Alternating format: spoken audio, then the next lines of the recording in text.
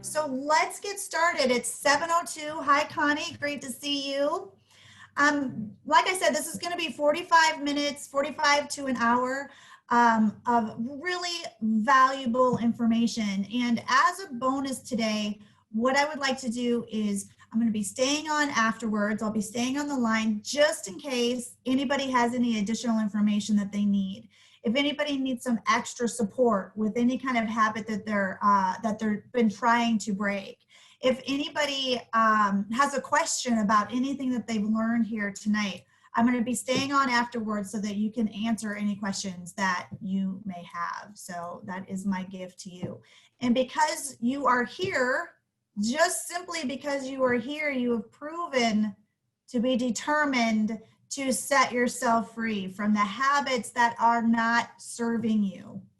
Or maybe you're someone who just wants to learn more about habits and how to break it, how the brain works. Maybe you're not struggling, but you're real inquisitive about, how the brain works. So whatever the reason is that you're here, I'm glad that you're here. I feel you are meant to be here, and I thank you for doing so. This is going to be educational and eye-opening.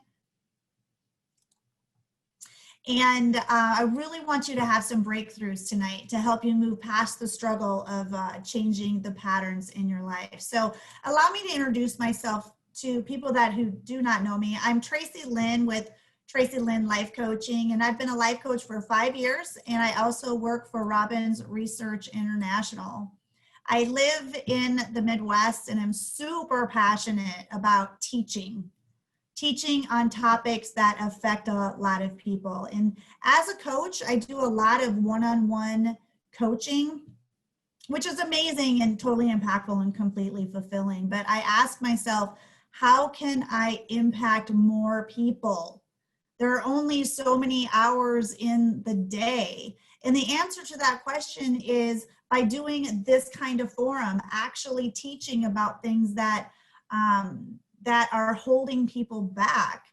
And also group coaching. So group coaching is the new up and coming thing. A lot of people are doing group coaching. And so I'm starting to do a little bit of group coaching too. I just want to be able to touch as many people as I can. So stay tuned to my Facebook page, which is Tracy Lynn Life Coaching, and my website, coachedbytracy.com, because there's going to be announcements of future masterclasses on different subjects that you can join as well. So I encourage you also, when you're taking your notes, to please share this information with somebody that couldn't be here today. Because we retain a certain amount of information in 45 minutes to an hour, but when you share what you've learned to somebody else, you retain it 90% more. So please take notes and commit yourself to helping somebody else break a pattern as well. So like I said, I've taken the most valuable information that I've learned and used to create success and change, and I'm sharing them with you right now.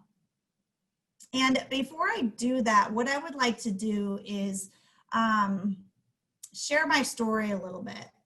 So why do I care so much about this? This topic is so important to me because I've had many bad habits in my life, including excessive wine drinking, emotional eating, and shopping, all of which I did because of trying to relieve stress. And if I didn't have wine, I would go to the food. And if I didn't have food, then I would go to the shopping. But at one point in my life, I made sure that I never went without wine in my house. I was overwhelmed and stressed at the time, and the wine made me feel better. Like, it's not rocket science, but it did. And at that time of my life, I had started a new position at work. One of my friends had just died of breast cancer, and I was grieving so much for her. I moved from a city into a small town and was having a really hard time acclimating.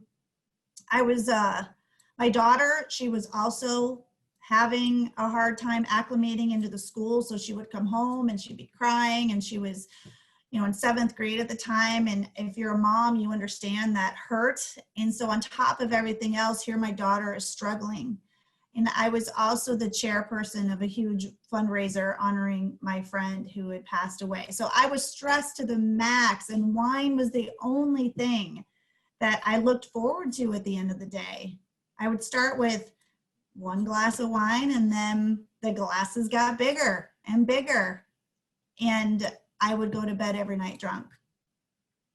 And my family was oblivious, thank God, because my daughter was in her room most of the time, and my partner Jeff, he was downstairs in his man cave. It was super easy to conceal. I wasn't necessarily a really bad drunk, like a noticeable drunk. I didn't slur my words and walk around bumping into walls. I simply drank on the couch and got up and went to bed.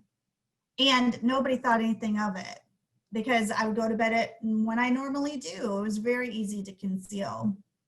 And I don't remember when the emotional eating or the shopping started, but it caused me to obviously gain weight and feel really bad about myself. It affected my finances. I felt horrible about myself. And these things had such a tight hold on me, and it felt so out of control. I felt like I was going crazy. Does anybody relate to this? I felt like I was going crazy because I couldn't stop. It's like I couldn't stop this behavior. The behavior felt crazy also. So for example, if I was stressing about money, I would go shopping. Now that doesn't make any sense, but it's what I did. And so, in my pursuit to stop, what had happened was, at the time that I was life coaching, I was an addiction educator. So I was helping families who had loved ones addicted to drugs and alcohol. And I was talking to a father about his son who was addicted to drugs. And I was telling him about the rehabilitation process, about what it takes for him if he was to go to rehab, and what they would do there. And that's when it hit me that the addiction and what it takes to stop an addiction is not any different than stopping a bad habit.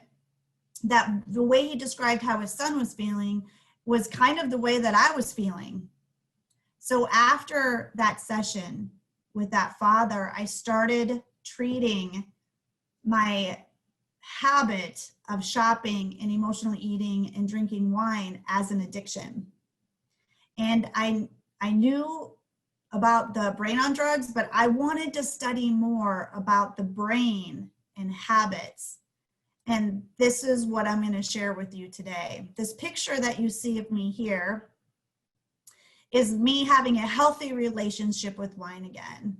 This is me on the right with one of my very dear friends. And it's no longer a stress reliever for me. I no longer have to have the wine. I'm just enjoying the wine. So I wanted to share that story so you know that I understand what it feels like. And I also want to point out, why is it important to you? That was why it's important for me, but why is it important for you? And when I coach every day, hundreds of clients over the 5 years,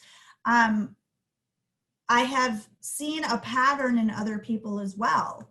But we're habitual human beings. And without even noticing it, we exhibit habitual behavior hundreds of times a day. Habits are behaviors wired so deeply in our brains that we perform them automatically. For example, when you get up in the morning and you go to the kitchen and put the coffee on every single morning, habitual. Or getting in the car and putting a seatbelt on, checking the mirrors, habitual. And who has ever driven somewhere and don't even remember driving? Habitual.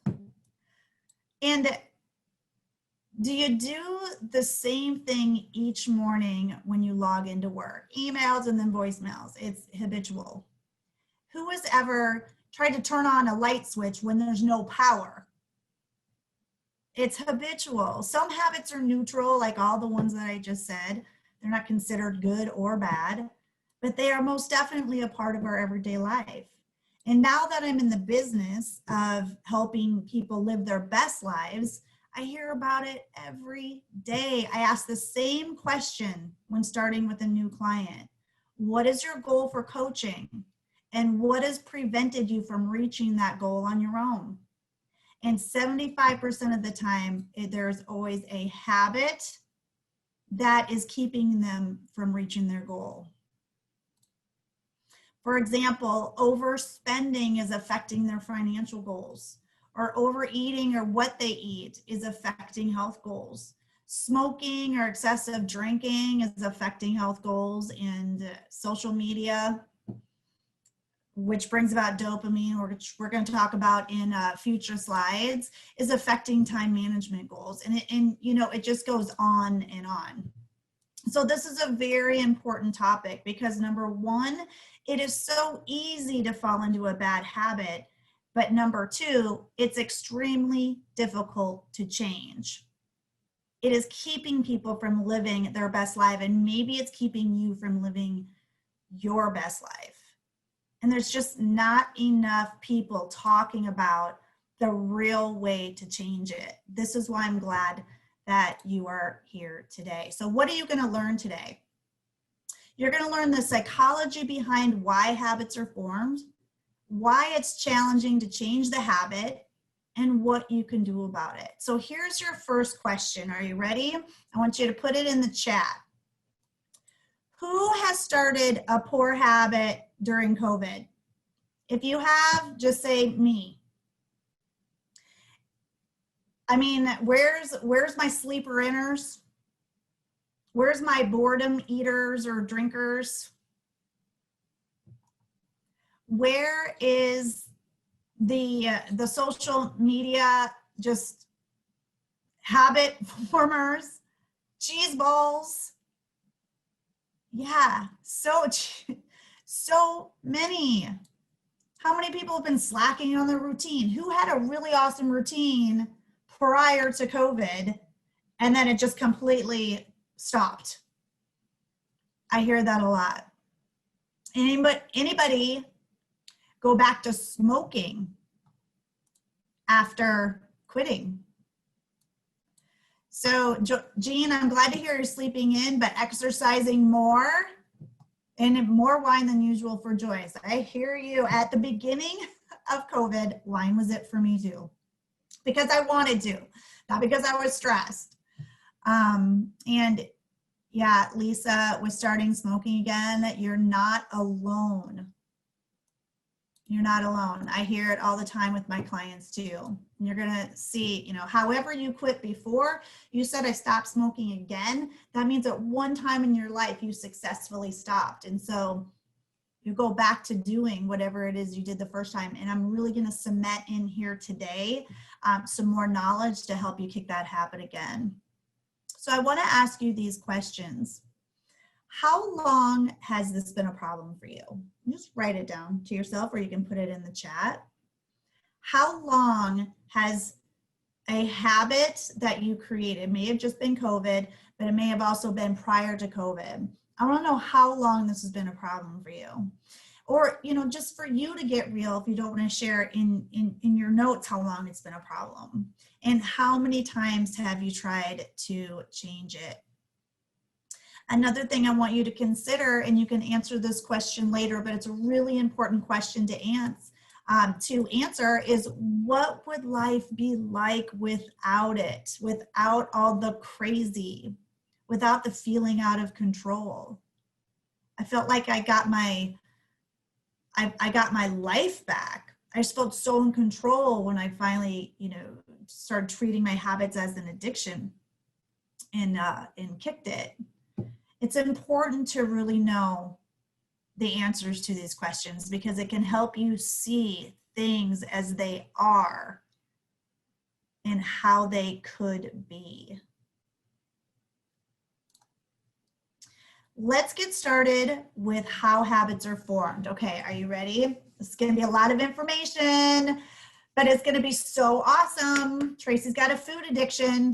You're going to kick it today. Okay. So habits are formed based on two things. Number one, you engage in a behavior that the brain views as rewarding. And by reward, I'm referring to the brain's reward system. We're going to get more into that. And number two, you reinforce the behavior with consistency. A habit is not formed unless you do something consistently for a specific reward. So both of these things must occur. And when they do, a habit is formed. So if you simply engage in a behavior that's tied to a reward, like you eat the cupcake and it tastes really good and it feels, the brain sees it as a reward, but you don't do it consistently or you don't do it to feel better, then it's not a habit. You just like to eat the cupcake sometimes, right? So there has to be consistency tied to a reward. So let's explore the reward system a little bit further. So meet the happy hormones. We have 4 hormones in our brain that are solely responsible for different things.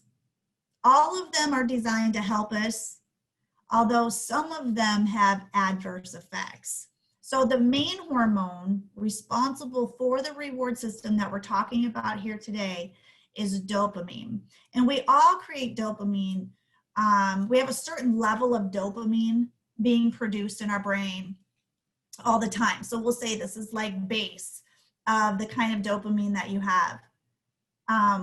However, when we engage in certain behaviors, more dopamine is released, and dopamine makes us feel good, and the brain loves dopamine. So for example, the base is here, and I'm feeling stressed, and I have wine, and I feel better, there's a spike of dopamine. And that feels good to the brain. I was just rewarded for a behavior, or the brain feels rewarded for the behavior. And so with the brain paying attention to the spikes of dopamine, it's also paying attention to which activities you are engaged in at the time.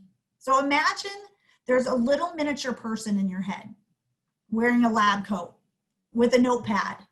And its sole responsibility is to keep track of your dopamine levels. And when it sees a spike, it writes down which activity you were doing so that it can encourage you to keep doing that activity over and over again. But sometimes we don't always engage in the activity. Like I said, if it'll write it down, ooh, that cupcake really tasted good and we got a spike of dopamine. But if you're not consistent with it, then it's almost like he throws the paper away, okay? When you eat comfort food, your brain releases dopamine, which makes you feel good. And that little guy in the lab coat takes note, okay? Even though the comforting food is not the healthiest choice, it doesn't care. So dopamine is associated with reinforcement. Here are some examples.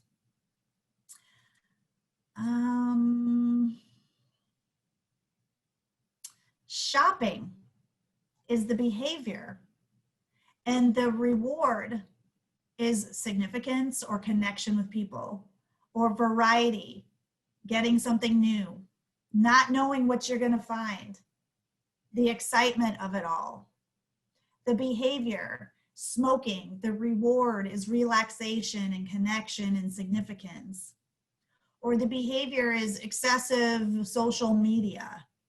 And the reward, when the dopamine, when you're on social media, is connection with others, or validation, or variety, it's fun, you don't know what you're going to get, and significance.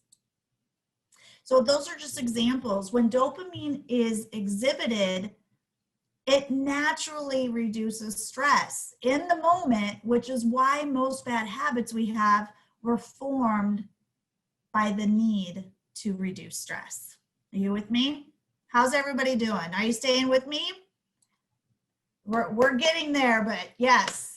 Thank you for hanging in there. You got it. The dopamine is the reward system. So as you can see, this is really important. What we are really after through a specific behavior, whatever the habit is that you wrote down, is to feel different. I felt much different 30 minutes after drinking wine. I went from anxiety and overwhelm and stress to calm and peace. And sometimes it was fun. So think about the habit you would like to change, specifically when you are engaging in it. Think about it for just a moment right now, because I'm going to ask you some more questions.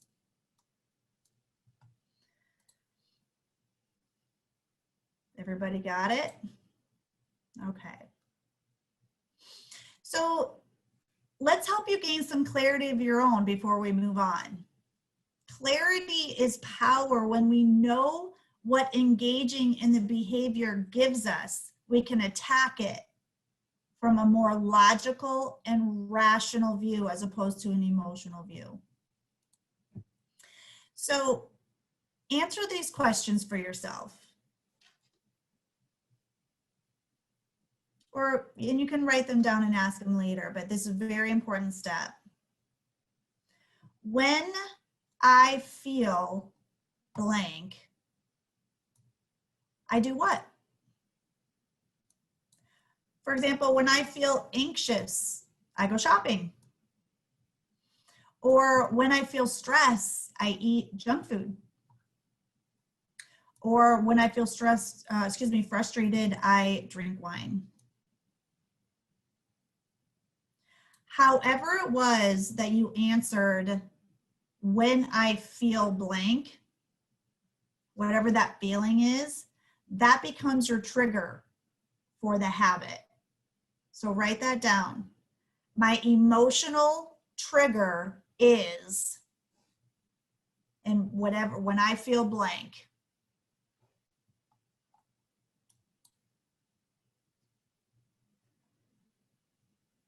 And however you answered, I do what is the reward.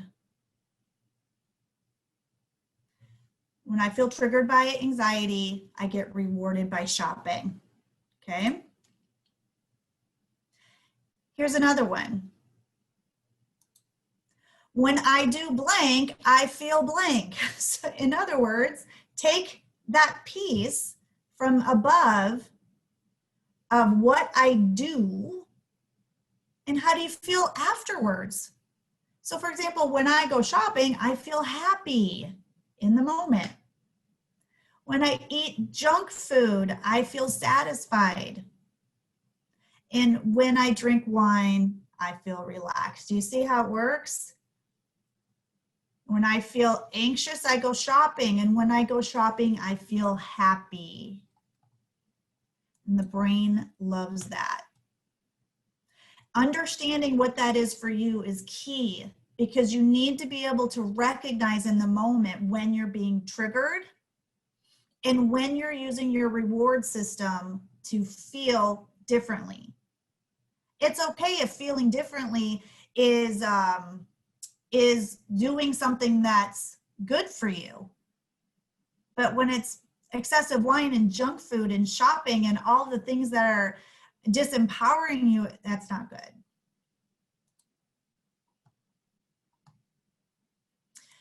So there's another part of the feeling that comes into play for a lot of habits. It's the after effect. And it's a part of the addiction cycle, the after effect. So sometimes going through the trigger and the reward sequence leads us to feel better in the moment, but then later shame and guilt or frustration comes in. And in order to stop feeling that way, we want to feel different, we don't feel that way, we engage in the behavior again. And it becomes a cycle. And this is the cycle of addiction. So if you're listening to this and you're writing down your triggers and your rewards, and you're like, yeah, that makes sense to me. Totally. This is exactly what it is. You're going through an addiction cycle. You don't have to feel frustrated, shame, and guilt. It just has to be that you're in an activity that you're doing for a reward, just without even really knowing it sometimes. Okay. So we've been talking about just the first thing that is needed to form a habit, and that is that you need to engage in a behavior that is initially tied to a reward. But remember that there needs to be two parts working together to form a habit. The second part is consistency.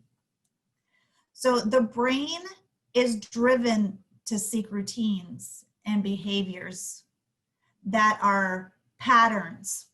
It is searching for consistency in our everyday lives because they're predictable, and predictable means safe. And the brain loves safe. Also, when you have consistency and predictability, the brain uses less energy when we're doing it. So the brain likes activities that hoard energy for the tasks that need more energy.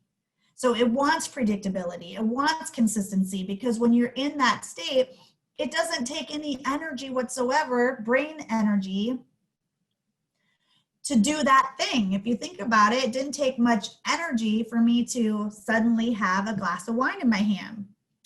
But if I was to work on a project at work where I needed more brain energy,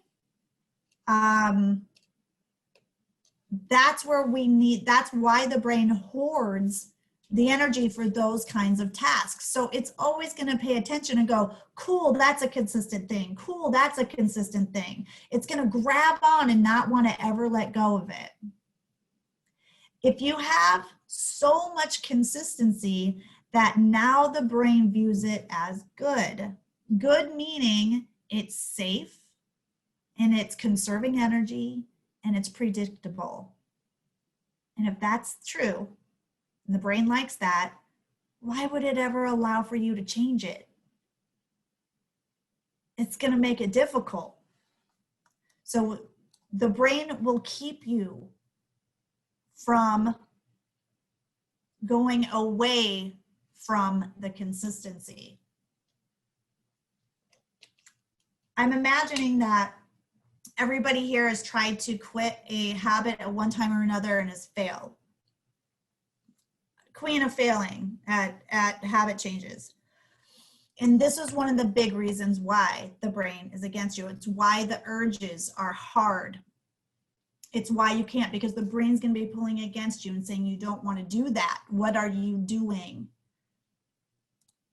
I love to use this metaphor because this will really help you understand what's happening in the brain when you're trying to change a habit, the whole process. Let's say that we have a car that drives itself. It's a brand new car. You have to program it to tell it where to go, because the only way that it will know where to go and to drive itself is if you're driving the car down the same path every single day, you specifically behind the wheel. You have to create the pattern that the car recognizes, okay? So you go down the same path every day consistently until the car goes, okay, I got this. You can stop driving now. I'm going to take over from here. I understand the pattern. I've seen the consistency. I'm no longer exerting a lot of energy to do it. I know how to get point A to point B. I got it. It doesn't matter if the path is full of gravel and rocks. The gravel and rocks might scratch the car, but the car doesn't care. It only cares about consistency. And thank you very much. You've done your job of showing me the pattern. I got it from here. So what happens if after a couple of years, I know Dawn said 10 years, multiple times. What happens if after 10 years or a couple years, you decide to take a new route, i.e. change the habit? You want to make this change because you realize that this other route that you want to take is paved and smooth and easier to drive on. That the journey is going to be better going down this other route. But since it's a new path, you must get into the driver's seat again because you must reprogram the car. There's no changing routes or behavior without reprogramming. You must drive the new route over and over again until the car understands the new route and has successfully been reprogrammed. But here's what happens. As you start on your new route of taking a new way, which requires you to use a different exit. When you try to use that new exit, the car is pulling the wheel to keep you back on track. It thinks you're in danger, like you're no longer safe because there's no predictability in what you're doing. It doesn't understand, it's confused. We've been doing this thing all the time. We've been eating this when we're feeling stressed. We've been going shopping or drinking the wine or smoking the cigarettes, and now you're doing something else? No, I'm gonna make this difficult for you because I don't understand what you're doing. And you may be exerting too much energy in this new path because it's not predictable. You're doing something different. So the car is just pulling and pulling the wheel to keep you on track. Are you feeling me? Do you get what I mean by all of that? Like, when you've tried to change, have you felt the wheel just keep on pushing you back? Like, no, come this way, and it shows up in the form of these little thoughts in our heads, like excuses of why it's okay. That's how it shows up. And in those moments, you have choices. So if you give in, nothing changes. But if you keep going, it remains uncomfortable.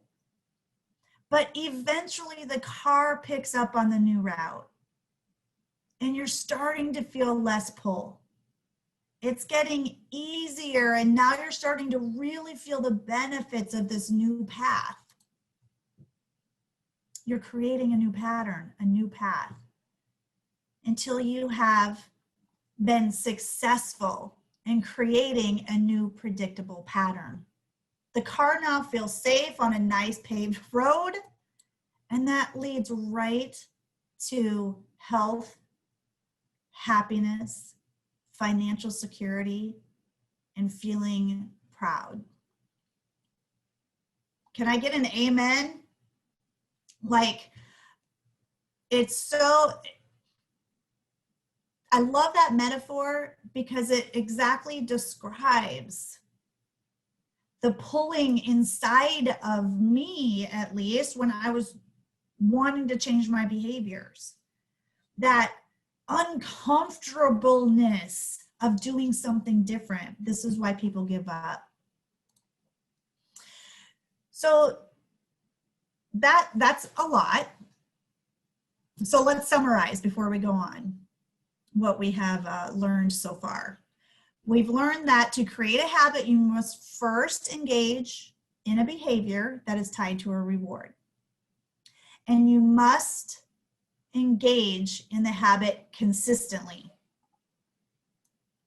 After the habit is set, you go through the sequence of just life, that there's a situation that happens in life and it triggers you to feel a certain way. But you don't want to be feeling that way. Frustrated, sad, angry, anxiety, depression. You don't want to feel that way. So the brain gives you an urge. That's the urge is the brain seeking the reward through the bad behavior. And so to change how you feel, this is the defining moment, the urge. The urge piece is the defining moment. Do you give in or do you keep going? And you make a decision based on that. And maybe you give in. And I call that a relapse because it's just like addiction. You give in because the urge is too strong. And you feel better in the moment. And then later you might feel shame and guilt.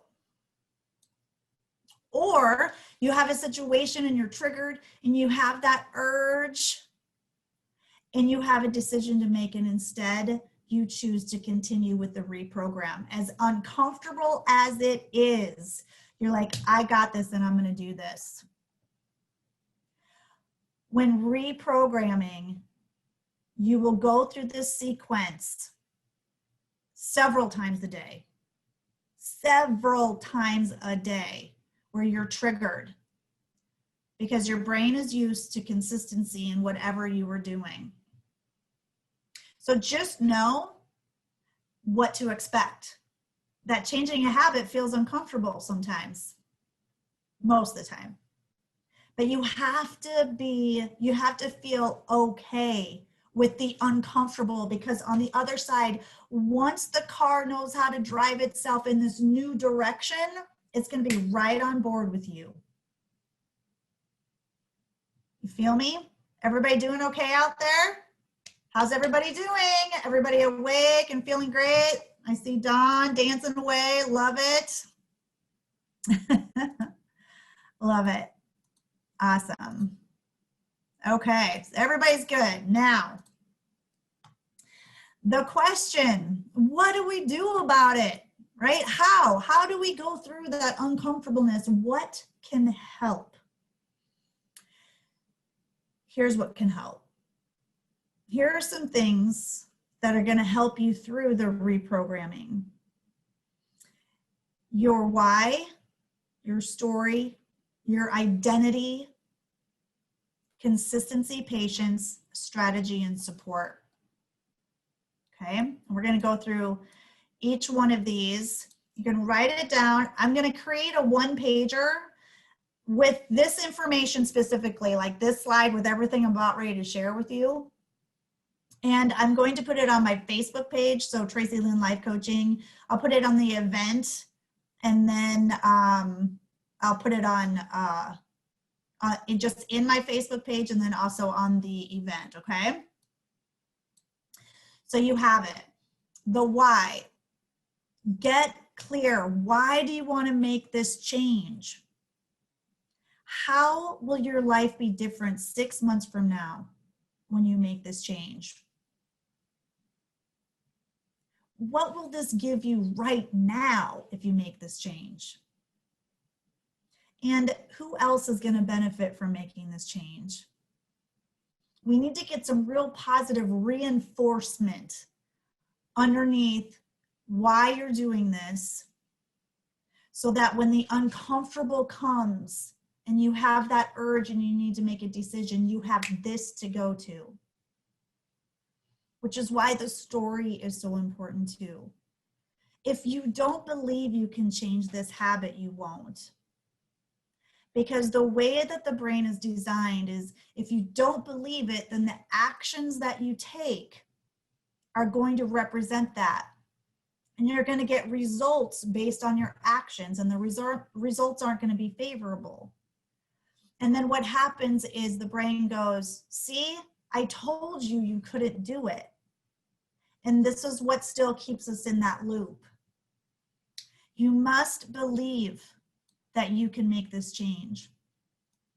Use mantras. I can do this. I want this. This is important. Another piece is the identity. We will do everything we can to stay true to who we think we are. So if I continued to think that I was on the verge of becoming an alcoholic, then I would have become an alcoholic.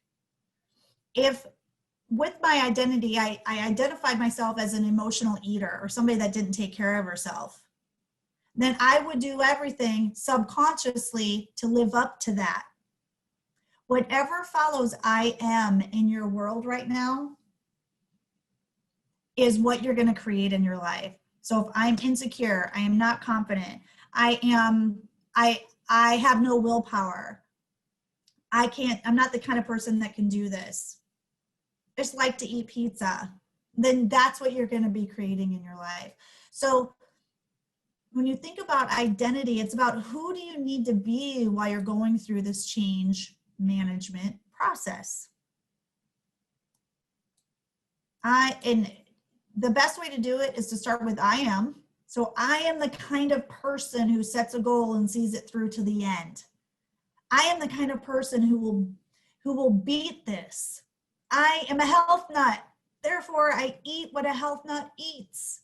And I'm strong and I'm capable and I'm committed. And if you say those things and you're like, but I don't believe it, Tracy, then I want you to think back on a time in which you did do something hard. Where in your life have you had to be this kind of person today? Pull on that. That person is still in you. It's just been clouded with life, but it's in there.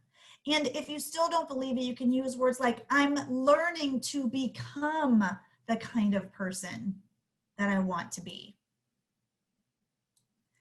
Consistency. Consistency is king. It proves to the brain that you're serious about making this change. The more consistency you have in exhibiting the new behavior, the easier it is to drive the car. It takes most people 67 days of consistency. 67. Who remembers when it was 21? Right? Maybe some people are too young to remember that, but I remember when it was 21, and now they're saying 67 days to change the pattern. 67 days of consistency of driving that car and feeling the pull before the brain finally goes, I see what you're doing here. Okay, I'm not going to fight this anymore. I'm on board. I'll do it your way, and starts following the right path. Patience in the results is so important because we are a culture of instant gratification. And if you have a specific goal of, I want to change this pattern so that I can release some weight, and you don't see the results of that quickly, most people fall off. Most people are like, it's not worth it, because it's easier to just stay with the old pattern, isn't it? It's easier. So you have to be patient with the results. The results will come, and you must trust in that it's worth it to feel uncomfortable. Have flexibility with your strategy. So there should be a strategy. If you want to release weight, what's your strategy? If you want to quit smoking, what's your strategy? Along with everything here. But if you notice, strategy is 1, 2, 3, 4, 5 things down. It's not the first one. We didn't start this conversation going, I have a habit I want to change. Great. How am I going to do it? Because psychology comes first, and understanding the brain comes first. And these things right here, the why, the story, the identity, the consistency, and the patience, all comes before how do I do it. If you do it in any other order, how first, you will fail. And you probably already have a couple times. That's what I used to do. Do you remember the days when they said to change a habit, all you have to do is replace it with something else? Remember those days? Which some of that's true, but it's not everything. It's not everything. That when I was trying to change my eating, my emotional eating, I would chew on a straw. Well, it was doing something else. The urge was still there, but it was doing something else. It wasn't enough. So that old way of thinking of replace it and that's all you have to do doesn't work. It's the why and the story and the identity. It's the understanding. And support is so important, because support with people around you that understand, support from people who, like, I encourage you to tell people that you want to change this habit. Change the people that are going to believe in you, though. Don't tell somebody who's going to be like, why would you do that? Like, if you want to cut down on drinking or something and they're your drinking buddy, I wouldn't probably tell them you're going to cut down on drinking. Talk to the people who believe in you. Talk to the people that are, there to support you, that you want to be like. Find a mentor. If you want to get more tone and feel good in your body, find somebody that's toned and feels really good in their body. What are they doing?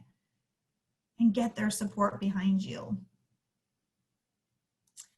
So what I have found in all of this research is that there's some things that are missing in getting real serious about what it takes to change a habit. The process to change a habit is not much different than what it takes for addicts to quit. But addicts and alcoholics, they have AA, and Weight Watchers has their support group. But why don't we have a support group? Right? Why is there no support groups out there, at least none that I've seen? Maybe there are, but I haven't seen any, for changing habits. It's a process. It's not easy. If it was, Dawn wouldn't have been struggling for 10 years. And everybody else who had said that they've tried multiple times, it just would be easy. It's not. It's very serious. And your brain goes through a lot of things just like addicts and alcoholics do. And AA works, and Weight Watchers works because people get support from others that understand what they are going through. So if you've gotten massive value from this today, I am so glad that you joined. And I want you to take this information that you've received and answer the questions and really pay attention to the triggers and the urge, and know that it will feel uncomfortable, but you can do it.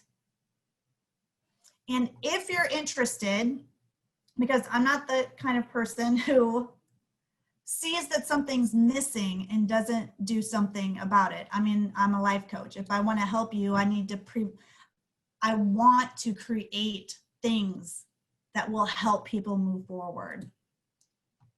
So I told you at the beginning, I am now doing group coaching. So I want to introduce you, if you're interested in group coaching for just crushing your habit. It's Habit Slayers. And what Habit Slayers is a 3-month group coaching experience. It says it takes 67 days. Well, I'm giving you 90 days full of support. 3 months to help you overcome this. You've been at this for many, many years, some of you, or since the beginning of COVID. So what, March? It's been a lot of months. If you want to kick it in 3, this is going to be the group for you. This is a massive solution to what's been missing. If it was, like I said, if it was easy, we'd done a long time ago. So what does it include? In this 3 months, it's 10 one-hour sessions on Wednesday evenings at 7. It's Zoom, just like this, led by me, beginning on September 9th. Also, you get an exclusive Facebook group just for those that sign up. And in that Facebook group, I'm posting every day, and you guys are going to be putting your celebrations in there. And you guys are going to be going, I'm really struggling today. And the people in the support group are going, you got this, go back to your why. There's going to be like ebook worksheets for you to, answer questions and really nail in an understanding of yourself. and it's really going to strengthen your success and keep you on track. It's a supportive coach, myself, of course. I've been there. I know what you're going through. And a group of people cheering you on. So this particular, all of the things there are a $1,247 value for my time, all of that time in the worksheets. But I wouldn't do that to you. So for $427 or $147 a month, you can kick the habit. I have never been more excited about something. This group coaching is something that's lit me on fire, and I wanted to do the same thing for you. And like I said, if you've gotten massive value from this learning, I have done my job, and I wish you well on your way to crushing that habit. If you have questions about anything you've learned here, please stay on the line. I'm going to unmute you. We can have a conversation. I can coach you a little bit. If you have questions about group coaching, stay on the line. The window of opportunity for this group coaching ends on September 9th. So if you're a procrastinator, you might want to jump on it so that you don't forget. If you want to sign up, go to my webpage at coachedbytracy.com. And from there, you'll go to services, coaching, and then group coaching. For those of you leaving now, I thank you again so much. I hope you've gotten massive value. And I'm going to stay on the line. Look for further masterclass groups because I can't wait to keep sharing with you. So have an amazing rest of your night.